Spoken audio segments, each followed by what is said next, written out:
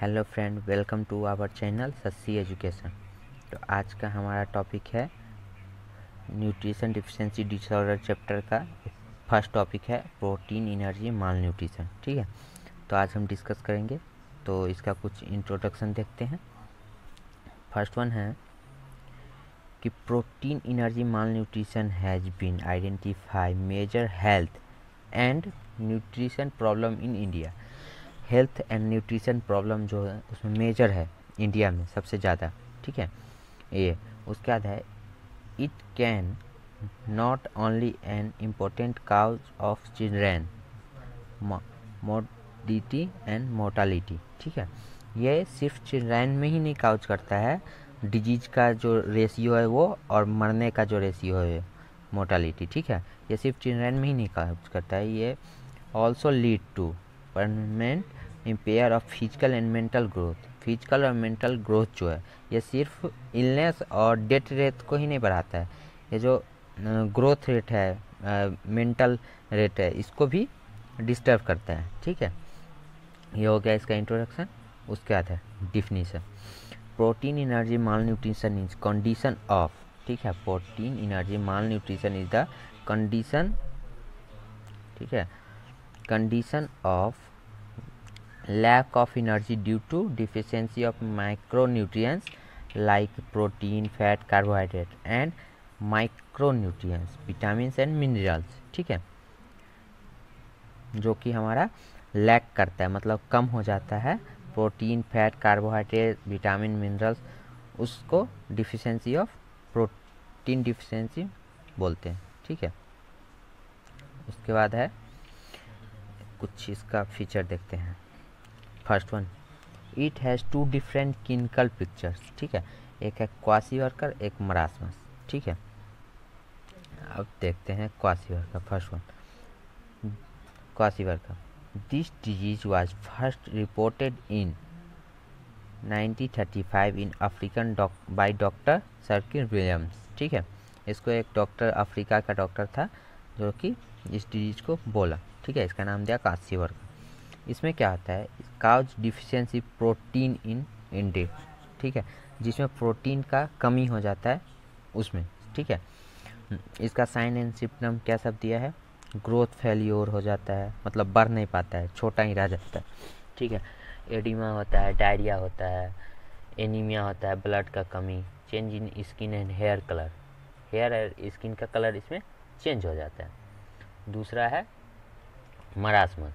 ठीक है, तो मरासमस को देखते हैं। This cause by several deficiency of protein and calorie in diet. ठीक है, इसमें उसमें क्या था, प्रोटीन एंड एनर्जी का कमी था, इसमें क्या है, कैलोरी का भी कमी होता है। ठीक है, इसीलिए इसको डिफरेंट माना गया, अलग रखा गया।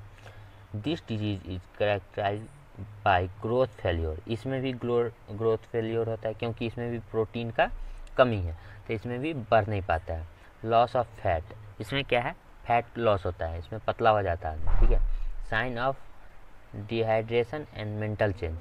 डिहाइड्रेशन होता है, मतलब हमारा वाटर का ना डिहाइड्रेशन होता है और मेंटल चेंज हो जाता है। ठीक है, उसके बाद हम देखेंगे इसका काउज। ठीक है, काउज क्या क्या है, तो काउज में हमारा आता है, ठीक है, काउज में there are mainly two causes. First one है डाइटरी फैक्टर। ठीक है, डाइटरी से क्या क्या काउज होता है। ओके, फर्स्ट वन है स्टॉपेज ऑफ ब्रेस्ट फीडिंग। जब चिल्ड्रंस को मदर मिल्क मिलता है, ठीक है, उसका स्टॉपेज हो जाना, मतलब लैक हो जाना, कमी हो जाना। ठीक है, नहीं देना प्रॉपरली। उसके बाद है इनडिक्वेट फूड सप्लाई ड्यूरिंग इलनेस। जब कोई बीमार पड़ता है, ठीक है, इलनेस में रहता है, उसको उस बीमारी के रिगार्डिंग फूड नहीं दिया जाता है, तब होता है। ठीक है, तीसरा है फूड एलर्जी। जैसे कि किसी को एप्पल से एलर्जी है, ठीक है, और उसको एप्पल खाने के लिए डॉक्टर बोला है, तो वो नहीं खाएगा, एप्पल एलर्जी है, वोमिटिंग होगा, कुछ भी होगा, इसीलिए वो नहीं खाएगा, तो वो भी एलर्जी में आता है। उसके बाद है जब 6 मंथ की बेबी हो जाता है तो उसको सॉलिड फूड देना शुरू करता है, उसको वीनिंग बोलते हैं। ठीक है, द डिले मतलब late weaning of solid food. ठीक है, लेट हो जाता है, इसके कारण भी होता है। उसके बाद है दूसरा factor biological factor. Biological factor में है mother is mall nourished during pregnancy. जब मदर प्रेग्नेंट थी तो उसमें माल नरिश था, ठीक है। इस कारण भी होता है माल अब्जॉर्प्शन सिंड्रोम। जब सिंड्रोम होता है माल अब्जॉर्प्शन, तो ये भी बायोलॉजिकल फैक्टर में आता है। उसके बाद हम कुछ साइन एंड सिम्टम देखेंगे, ठीक है। तो मैंने एक कॉलम बना दिया है, इसमें साइन एंड सिम्टम इजीली पता चल जाएगा, ठीक है।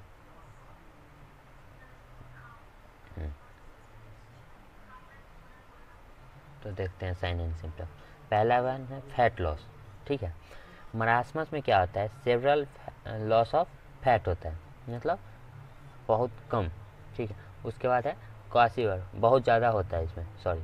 उसके बाद है क्वासीवर्कर में नॉट फैट लॉस, ठीक है, इसमें फैट लॉस नहीं होता। उसके बाद है ओडीमा, ठीक है। ओडीमा नॉट प्रेजेंट होता है मरासमस में, और क्वासीवर्कर में प्रेजेंट होता है, वो भी लोअर आर्म में, ठीक है। उसके बाद है weight and height. Weight and height very low, मतलब वेट एंड हाइट बहुत स्लोली बढ़ता है। इसमें है सम टाइम लो, मतलब कभी बढ़ता है कभी नहीं बढ़ता है, ठीक है। उसके बाद है फेस लुक। मरासमस में मंकी की तरह फेस हो जाता है, ठीक है। और क्वासीवर्कर में मून फेस रहता है, ओके। उसके बाद है भूख लगना, एपेटाइट, ठीक है। इसमें गुड होता है मरासमस में, और क्वासीवर्कर में बहुत पुअर हो जाता है, ठीक है। उसके बाद कुछ और है, डायरिया। डायरिया में क्या है, ऑफ्टेन, और इसमें भी क्वासीवर्कर में भी और मरासमस में भी, दोनों में ऑफ्टेन होता है। उसके बाद स्किन चेंज, यूजुअली नोट, मतलब नहीं होता है। मरासमस में स्किन चेंज नहीं होता है, और इसमें डिफ्यूजन पिगमेंट होता है, ठीक है। Hair change, usually no, sometime change in hair. Kwashiorkor में कभी कभी चेंज हो जाता है हेयर का कलर, और मरासमस में नहीं होता है।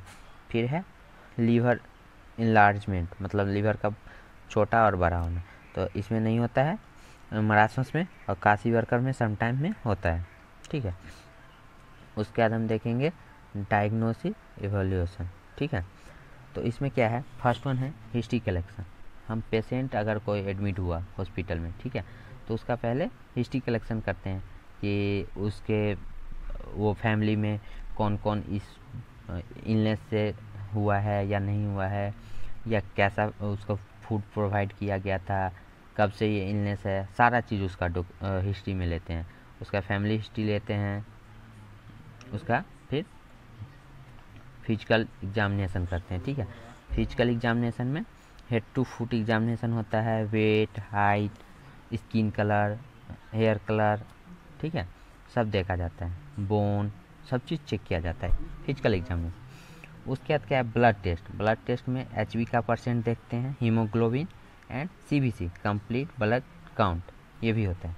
उसके बाद यूरिन रूटीन, यूरिन का रूटीन मतलब यूरिन टेस्ट होता है, ठीक है, यूरिन टेस्ट होता है। यूरिन टेस्ट होने के बाद स्टूल टेस्ट, ठीक है, स्टूल का भी टेस्ट होता है। उसके बाद एक्सरे चेस्ट, मतलब चेस्ट में क्या प्रेजेंट है क्या एब्सेंट है, वो देखने के लिए चेक किया जाता है कि रिप्स सही है या नहीं, सब चीज़ देखा जाता है। उसके बाद है कुछ मैनेजमेंट, ठीक है। कभी कभी अलग अलग इलनेस हो जाता है, पेशेंट को अलग अलग बीमारी हो जाता है, तो उसके लिए अलग अलग मैनेजमेंट है, ठीक है। तो फर्स्ट हम देखेंगे management, treat and prevent hypoglycaemia patient. Hypoglycaemia का मतलब हुआ glucose level less than 54 mg पर DL, ठीक है, बॉडी में ग्लूकोज का लेवल कम हो जाता है, ठीक है। तो उस पेशेंट को कैसे ट्रीट करेंगे।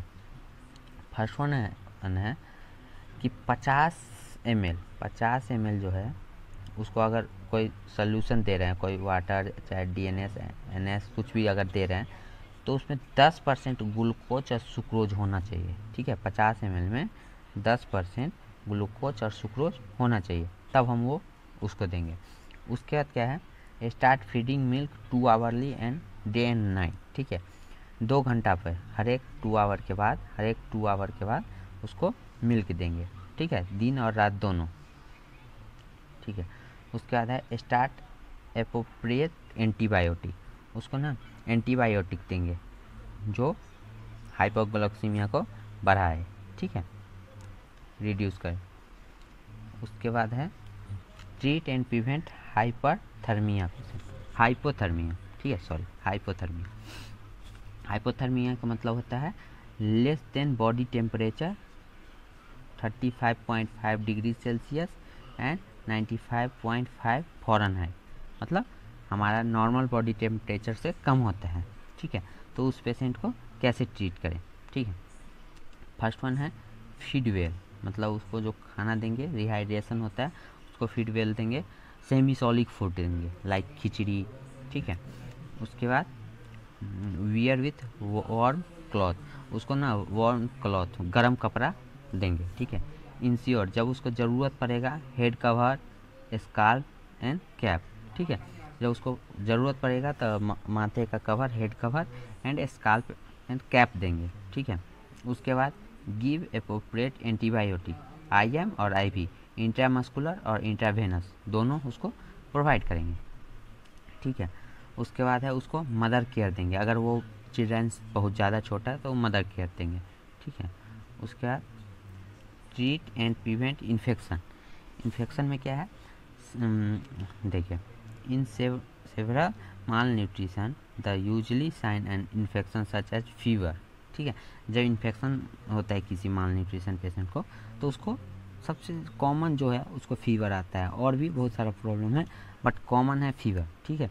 उसके लिए प्रोवाइड एंटीबायोटिक है एम्पिसिलिन एंड मेट्रोनिडाजोल, ठीक है। ये दोनों एंटीबायोटिक उसको प्रोवाइड करेंगे। उसके बाद है ट्रीट एंड प्रिवेंट डिहाइड्रेशन, ठीक है। सबसे कॉमन ये भी हो गया डिहाइड्रेशन, मतलब loss of water in the body, ठीक है।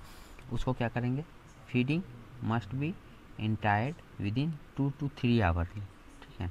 उसके हर एक 2 और 3 आवर पे खाना खिलाएंगे, मतलब फीडिंग कराएंगे। Provide ORS, oral rehydration solution, ठीक है, उसको प्रोवाइड करेंगे। फिर provide plenty of water, water का जो प्लेंटी है वो भी प्रोवाइड करेंगे। कीप कूल, उनको कूल रूम में रखेंगे, थोड़ा सा नमी रहे जिस रूम में उस रूम में रखेंगे, ठीक है। उसके बाद ईट वाटर रिच फूड, जैसे कि वाटर रिच फूड में कोई फ्रूट, कोई वेजिटेबल, जितना भी होता है सब इसको, वाटरमेलन सब इसको देंगे। उसके बाद है नर्सिंग मैनेजमेंट, ठीक है। नर्सिंग मैनेजमेंट में देखेंगे, फर्स्ट वन देखेंगे मरासमस का नर्सिंग मैनेजमेंट, उसके बाद सेकेंड वन क्वाशीवर्कर का, ठीक है। फर्स्ट वन मरासमस का। मरासमस में क्या है, प्रोटीन प्लस कैलोरी का लैक होता है, ठीक है, डिफिशियंसी होता है, ठीक है। इसको क्या कहते हैं, प्रोवाइड न्यूट्रिशन रिच फूड। अब न्यूट्रिशन रिच फूड में क्या क्या देंगे, protein rich food, calorie rich food, ठीक है। ये दोनों फूड इसको प्रोवाइड करेंगे। दूसरा है maintain of body temperature, body hypothermia रहेगा तो उसको बॉडी टेम्परेचर के लिए ऊपर हम बताए थे कि कैप देंगे, वार्म क्लॉथ देंगे, मदर केयर देंगे, सब चीज़, ठीक है। सेमी सॉलिड फूड देंगे तो वो देंगे।